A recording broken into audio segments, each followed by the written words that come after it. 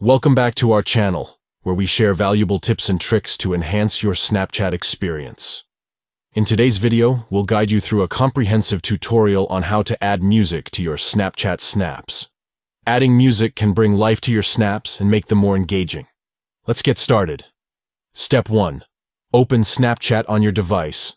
Look for the familiar Snapchat app icon on your home screen or in your app drawer. Step 2. By default, the app will open to the Explore section, also known as the camera section.